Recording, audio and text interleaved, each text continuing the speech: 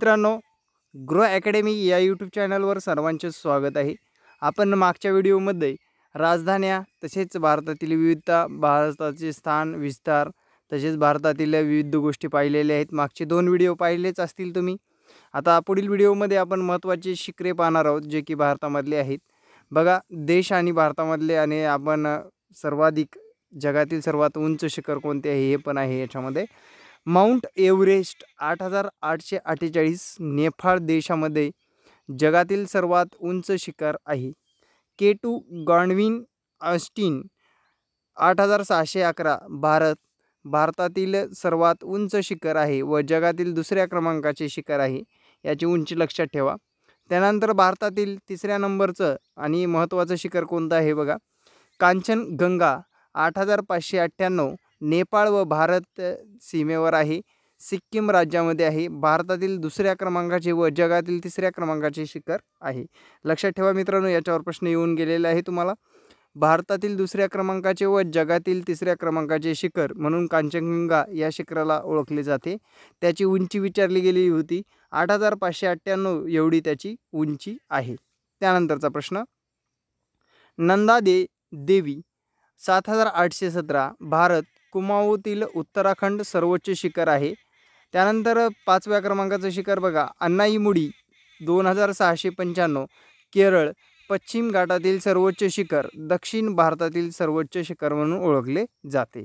त्यानंतरचा प्रश्न बघा, दोडा बेट्टा 2637 तामिळनाडू निलगिरी पर्वतातील सर्वोच्च शिखर म्हणून ओळखलं जातं. त्यानंतर 7व्या क्रमांकाचं शिखर आहे बघा, कळसुबाई 1646 महाराष्ट्र सह्याद्रीतील सर्वोच्च शिखर म्हणून ओळखलं जातं. त्यानंतर बघा, गुरु शिखर 8व्या नंबरचं 1722 उंची आहे. राजस्थान या राज्यामध्ये आहे.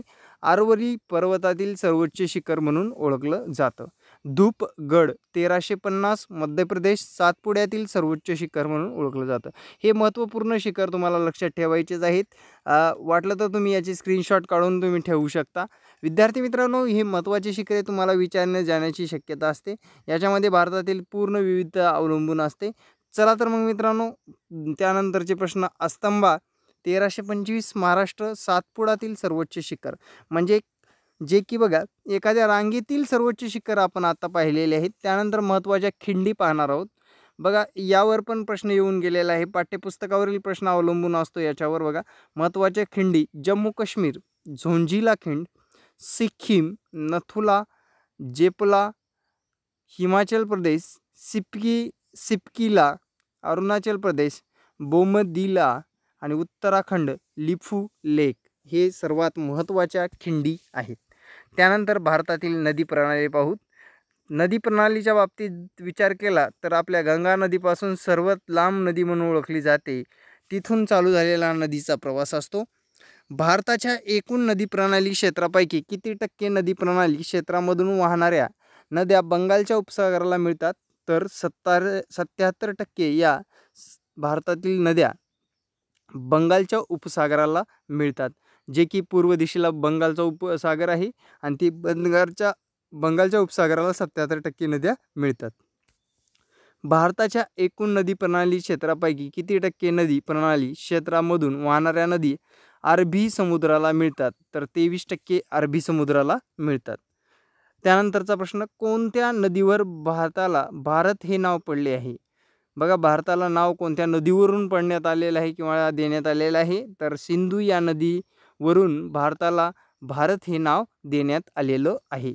सिंधू नदीला तिच्या डाव्या बाजूनी कोणकोणत्या तिच्या उपनद्या येऊन मिळतात? झेलम, चिनाब, रावी, बियास आणि सतलज या नद्या सिंधू नदीच्या डाव्या बाजूनी उपनद्या म्हणून येऊन मिळतात. विद्यार्थी मित्रांनो, अशाच प्रकारच्या नोट्स किंवा टेस्ट सिरीज तुम्हाला जे की आता सरावाला सुट्ट्यामध्ये सरावाला अतिशय उपयुक्त अशा टेस्ट सिरीज आणि नोट्स तुम्हाला घरपोच देण्याचे काम चालू आहे. तर विद्यार्थी मित्रांनो, ज्या विद्यार्थ्यांना नोट्स हव्या आहेत त्यांनी 96 65 48 40 48 या संपर्क क्रमांकावर शक्यतो व्हॉट्सअप करा आणि तुम्हाला जे काही पाहिजे ते व्हॉट्सअपद्वारे आम्हाला मेसेजद्वारे कळवा. त्यानंतरचा प्रश्न बघा, सिंधू नदीच्या एकूण लांबीच्या प्रवाहापैकी फक्त किती लांबीचा प्रवाह भारतामध्ये आहे? म्हणजे बघा भारतामध्ये सिंधू नदीचा प्रवाह किती लांबीचा आहे, किती किलोमीटर लांबीचा आहे, तर तो आहे 709 किलोमीटर लांबीचा आहे. अखंड भारताच्या फाळणीमुळे भारताच्या वाट्यास सिंधू नदी प्रणालीचे किती क्षेत्र प्राप्त झाले आहे, तर ते आहे 3,21,284 किमी इतकं क्षेत्र सिंधू नदीचं भारताच्या फाळणीनंतर सिंधू नदीचा भाग मिळालेला आहे. त्यानंतर बघा सिंधू नदी कोणत्या समुद्राला मिळते, सिंधू नदी ही अरबी समुद्राला मिळते. सिंधू नदी प्रणालीचे क्षेत्र नाईल नदीच्या टिंबटिंब आणि तेग्रिस युफ्रेटिस नदीच्या टॅडॅश आहे, दुप्पट व तिप्पट आहे. लक्षात ठेवा, नाईल नदीच्या प्रणाली क्षेत्राच्या दुप्पट आणि तेग्रिस व युफ्रेटिसच्या तिप्पट आहे असं म्हणायचं त्यांना. झेलम व चिनाब या नद्याचा संगम कोणत्या ठिकाणी होतो, झेलम व चिनाब या नदीचा संगम त्रिमू जवळ होतो. त्यानंतर रावी चिनाब या नद्याचा संगम कोणत्या ठिकाणी होतो, तर रावी आणि चिनाब या नद्याचा संगम रंगपूर पाकिस्तान येथे होतो. चिनाब सतलज या नद्याचा संगम कोणत्या ठिकाणी होतो, चिनाब व सतलज या नद्याचा संगम हरिके भारत या ठिकाणी होतो. सतलज व सिंधू या नद्याचा संगम कोणत्या ठिकाणी होतो, मिठाकोट पाकिस्तान येथे सतलज व सिंधू या नद्याचा संगम होतो. भारतातील सर्वात लांब नदी कोणती, भारतातील सर्वात लांब नदी गंगा नदी आहे. गंगा नदीची भारतात एकूण किती लांबी आहे, गंगा नदीची भारतात एकूण 2525 किलोमीटर इतकी लांबी आहे.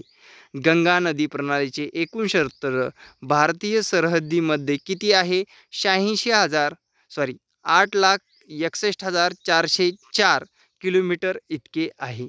गंगा नदीचे उगमस्थान कोठे आहे, तर गंगा नदीचे उगमस्थान गंगोत्री या ठिकाणी आहे. शोण नदीचा उगम कोठे होतो, शोण नदीचा उगम अमरकंटक पठारावर होतो. त्यानंतरचा प्रश्न बघा, गंगा नदीची सर्वात जास्त लांबी कोणत्या राज्यात आहे व किती आहे, तर विद्यार्थी मित्रांनो हा प्रश्न अतिशय महत्त्वाचा आहे, याला अंडरलाईन करून ठेवा तुमच्या किंवा लिहून ठेवा की बघा गंगा नदीचे सर्वात जास्त लांबी ही यूपी म्हणजेच उत्तर प्रदेश 1140 किलोमीटर इतका आहे. त्यानंतर बघा गंगा नदी गंगोत्रीपासून उगम पावून कोणत्या समुद्रास मिळते, गंगा नदी गंगोत्रीपासून उगम पावून बंगालच्या उपसागराला मिळते. गंगा यमुना या नद्याचा संगम कोणत्या ठिकाणी होतो, गंगा यमुना या नद्याचा संगम अलाहाबाद प्रयाग या ठिकाणी होतो. गंगा व शोण या नद्याचा संगम कोणत्या ठिकाणी होतो, गंगा व शोण या नद्याचा संगम मनेर पटना या ठिकाणी होतो. गंगा गोमती या नद्याचा संगम कोणत्या ठिकाणी होतो, उत्तर प्रदेशात गाझियाबाद जिल्ह्यात सैदपूर या ठिकाणी गंगा व गोमती या नद्याचा संगम होतो. गंगा व कोसी या नद्याचा संगम कोणत्या ठिकाणी होतो, गंगा व कोसी या नद्याचा संगम बिहारमध्ये पूर्णिया या ठिकाणी होतो.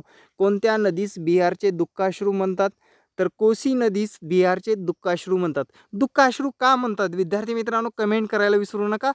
गंगा नदी म्हणजे कोणत्या नदीस बिहारचे दुःखाश्रू असे म्हणतात हे पण सांगा, आणि बंगालचे दुःखाश्रू कोणत्या नदीला म्हणतात हे पण सांगा. ब्रह्मपुत्रा नदीचा एकूण लांबीपैकी भारतामध्ये किती लांबी आहे, तर ब्रह्मपुत्रा नदीची एकूण लांबीपैकी भारतामध्ये 725 किलोमीटर इतकी लांबी आहे. ब्रह्मपुत्रा नदी प्रणालीचे एकूण क्षेत्र भारतीय सरहद्दीमध्ये किती आहे, तर भारतीय सरहद्दीमध्ये ब्रह्मपुत्रा नदीचे एकूण क्षेत्र बघा 2,58,008 किलोमीटर इतके आहे. ब्रह्मपुत्रा नदी कोठे उगम पावते, तिबेटमध्ये कैलास पर्वतात ब्रह्मपुत्रा नदी उगम पावते. ब्रह्मपुत्रा नदीला बांगलादेशात कोणत्या नावाने ओळखतात, तर ब्रह्मपुत्रा नदीला बांगलादेशात जमुना या नावाने ओळखतात. भारतामधील नदीपात्रातील सर्वात मोठे बेट कोणते, भारतामधील नदीपात्रातील सर्वात मोठे बेट हे मांजुली हे बेट आहे, जे की ब्रह्मपुत्रा नदीमध्ये आहे. लक्षात ठेवा मित्रांनो.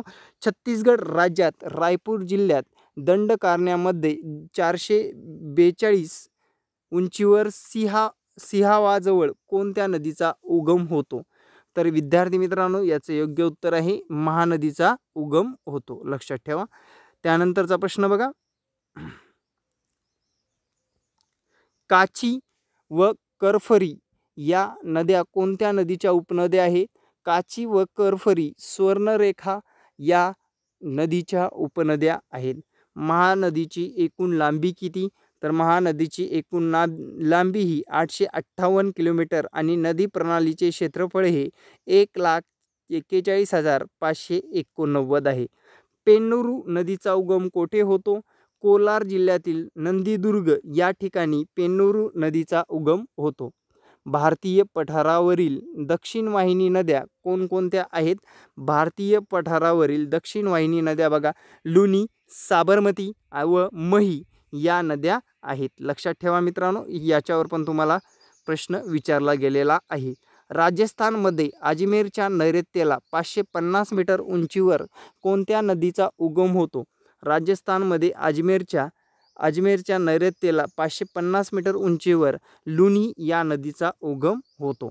तर विद्यार्थी मित्रांनो, प्रश्न कसे वाटले नक्की कमेंट बॉक्समध्ये सांगा. आपली टेस्ट सिरीज चालू आहे. टेस्ट सिरीजमध्ये तुम्हाला जे की मागच्या टेस्ट सिरीजचा पूर्णपणे परीक्षेचा अंदाज घेऊन टेस्ट सिरीज दर्जेदार काढलेली आहे. सर्वांसाठी उपयुक्त अशी टेस्ट सिरीज तुम्ही घेऊ शकता.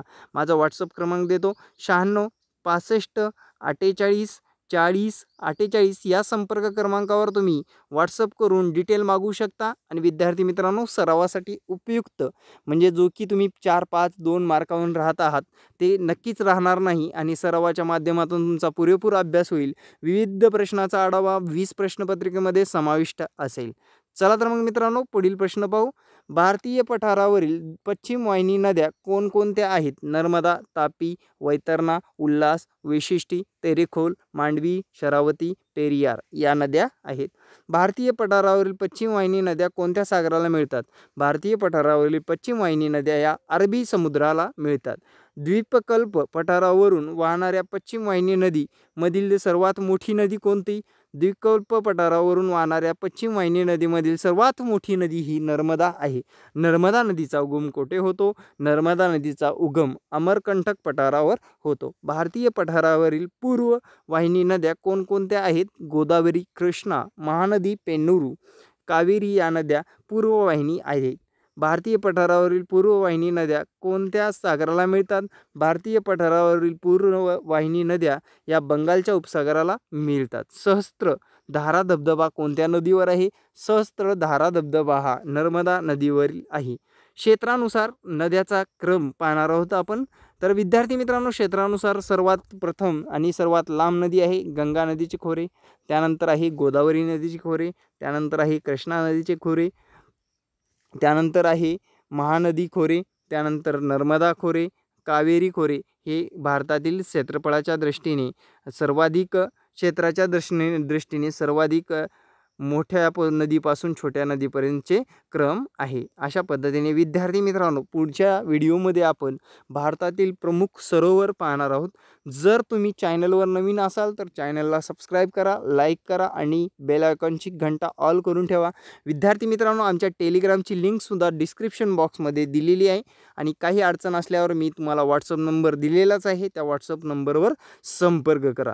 Thank you very much. Jai Hind मित्रांनो. भेटू नेक्स्ट व्हिडिओमध्ये. तोपर्यंत धन्यवाद.